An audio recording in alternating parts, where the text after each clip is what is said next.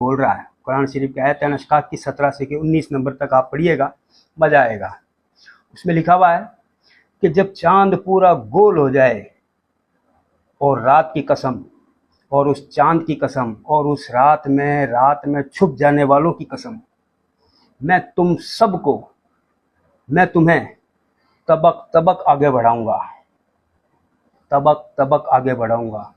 अब आप बात सुनिएगा कि तबक का मतलब क्या होता है। आलिमों ने इसका मतलब ये निकाला कि तबक का मतलब होता है मंजिल, कि मैं तुम्हें मंजिल मंजिल आगे बढ़ाऊंगा।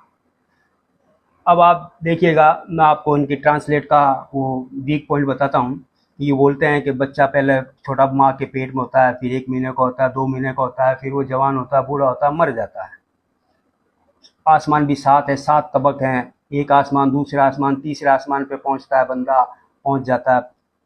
अब आप ये बताइए कि कई बच्चे तो माँ के पेट में ही डिजोल्व हो जाते हैं, मर जाते हैं, उसका तो कोई तबक ही बना ही बना।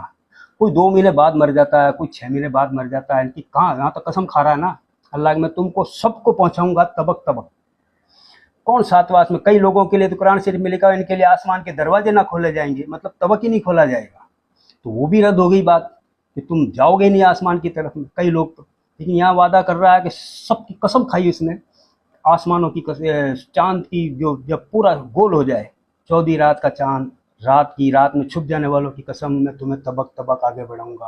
अब मेन चीज़ तबक चीज़ जो है वो इनकी ट्रांसलेट से तो फेल हो गई, मगर इसको जब हम डिक्शनरी में, या रेख्ता डिक्शनरी है, आप गूगल में सर्च करोगे, रेख्ता के अंदर लिख लेना का तबक, तबका मत लिखना, तबक लिखोगे, उसके अंदर ये सब लिखे हुए हैं। मंजिल है, एक स्टेज है, मगर सबसे लास्ट के अंदर एक हल्की सी लाइन है। मेरे पास एक डिक्शनरी है बहुत बड़ी, उसके अंदर मैं आपको मैं स्क्रीनशॉट डाल दूंगा। उसके अंदर लिखा हुआ है इस तबक का मतलब जो होता है ना, वो मादा की योनि है, मतलब मादा की शर्मगाह।